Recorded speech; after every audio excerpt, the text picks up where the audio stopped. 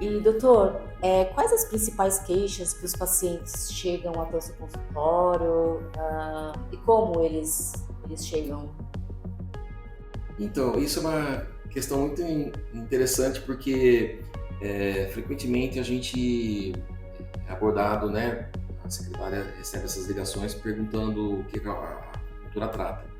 E então, assim, o que a gente vê, sem sombra de dúvidas, o que é mais frequente, né, a procura dos consultórios da acupuntura é a dor de modo geral, tanto a dor aguda, de traumas, quanto dores crônicas, né?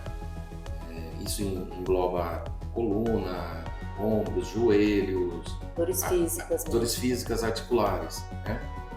Em uma proporção um pouco próxima, assim, mas Uhum. seria a ansiedade.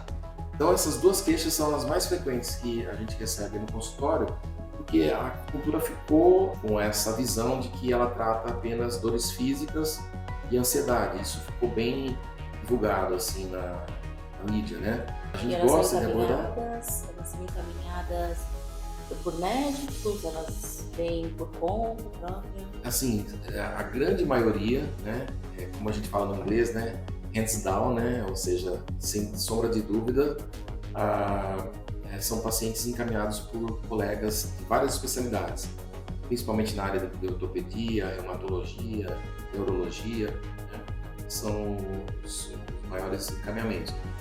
E, e também agora a gente recebe também bastante encaminhamentos de colegas da psiquiatria, com ansiedade, insônia, refratária ao uso de medicações, né?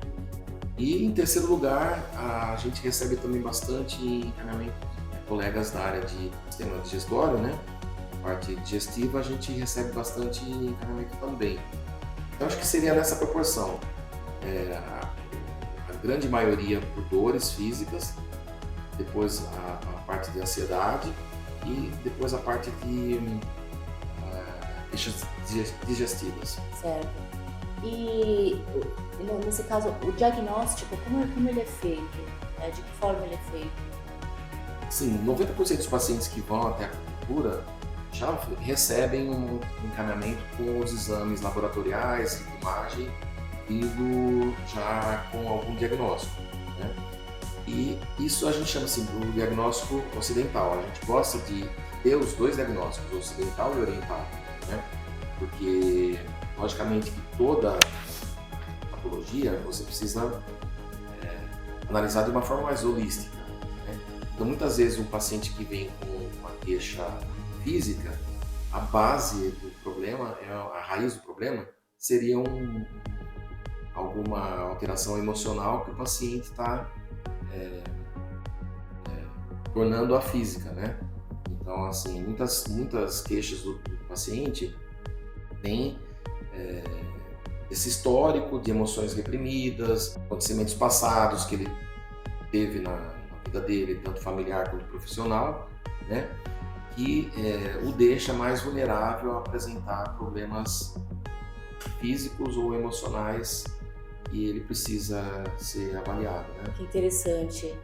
Então, nesse caso, muitos pacientes devem chegar com dores crônicas, físicas, porém elas não sabem que a causa dessas dores elas são emocionais, é isso? Elas podem ser emocionais. O Ah, diagnóstico, precisa ser mais holístico. exatamente. A medicina chinesa, ela dá muita importância para as emoções, né? Porque a gente entende que cada órgão tem uma fraqueza para uma determinada emoção, né? Por exemplo, o medo, a gente costuma dizer que ele enfraquece o rim, né? O rim no sentido do meridiano, seria o órgão, o rim propriamente dito, né? Isso que é importante a gente abordar, porque muitas vezes a gente fala isso com o paciente e às vezes não fica bem claro o que é isso, porque primeiramente a gente adoece na emoção, depois você adoece no meridiano e depois no órgão físico, né? Então quando a gente fala assim, o medo enfraquece o rim, possivelmente se esse sintoma não for solucionado de alguma forma, ou que seja com acupuntura, ou que seja com terapias, ou que seja com um tratamento psiquiátrico, que acontece? O paciente começa a ter o aprofundamento da patologia até chegar ao órgão físico, né? Uma outra emoção que é muito importante a gente abordar é a questão da raiva e da mágoa. Enfraquece muito o fígado e o meridiano do fígado, como eu falo, né?